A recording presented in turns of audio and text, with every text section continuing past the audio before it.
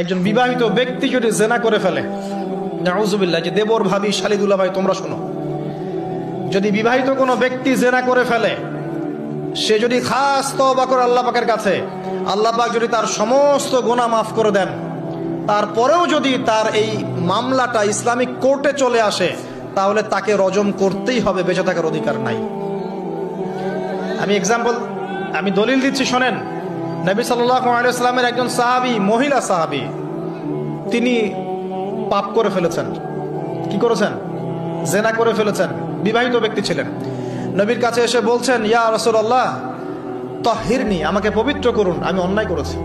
নবী সাল্লাল্লাহু আলাইহি ওয়াসাল্লাম বলছেন, মুখ ফিরিয়ে নিচ্ছে, একবার ডান দিকে মুখ ফিরাচ্ছেন, একবার বাম দিকে মুখ ফিরাচ্ছেন। নবী শুনতে যাচ্ছেন না, কারণ এটা কোর্টে চলে আসলেই বিপদ। নবীজি বলছেন, বাসায় যাও, বাসায় যাও, তওবা করো, আল্লাহর কাছে তওবা করো, আল্লাহ মাফ করে দিবে। বাসায় চলে যাও, বাসায় চলে যাও, তওবা করো, আল্লাহ মাফ করে দিবে। সে মহিলা বলছে, না ইয়া রাসূলুল্লাহ, আমি অনেক বড় অন্যায় করেছি, আমাকে পবিত্র করুন। আপনি পবিত্র না করেন তাহলে পরকালে আল্লাহ আমাকে শাস্তি দিবেন, আমাকে পবিত্র করুন।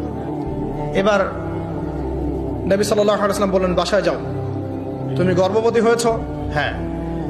বাচ্চা খালাস করো, তারপরে এসো, তোমার বিচার করে দেওয়া হবে ইনশাআল্লাহ।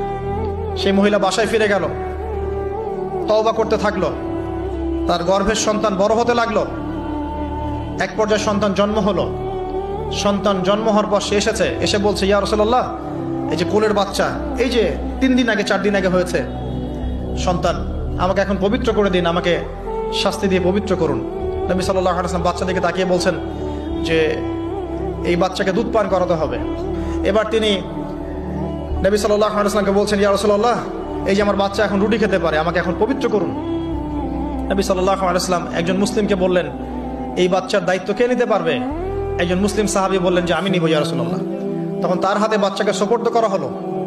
বাচ্চাকে সোপর্দ করার পর এই মহিলাকে নিয়ে যাওয়া হচ্ছে এবং সাহাবীকে বলা হলো, অন্যান্য সাহাবীদেরকে বলা হলো, তোমরা এই মহিলাকে নিয়ে যাও, নিয়ে গিয়ে রজম করো, অর্ধেক মাটিতে পুঁতে ফেলে পাথর নিক্ষেপ করে হত্যা করো। এবার সাহাবীরা এই কাজ করছেন। খালিদ বিন ওয়ালিদ রাদিয়াল্লাহু আনহু, বিখ্যাত বীর সাহাবী, তিনি তখন মুসলিম হয়েছেন এবং অনেক যুদ্ধের নেতৃত্ব দিচ্ছেন। তিনি একটা পাথর নিক্ষেপ করেছেন।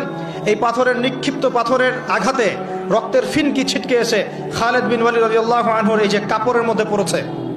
তখন খালিদ বিন ওয়ালিদ রাদিয়াল্লাহু আনহু তিনি বলছেন, ছি, আমার কাপড়ে একজন ব্যভিচারী নারী রক্ত পড়লো, এরকম একটা স্টেটমেন্ট তিনি করেছেন। তখন নবী সাল্লাল্লাহু আলাইহি ওয়াসাল্লাম রাগ করে বলেন, এ খালিদ, তুমি থামো, তুমি জানো এই মহিলা অন্যায় করার পর এমন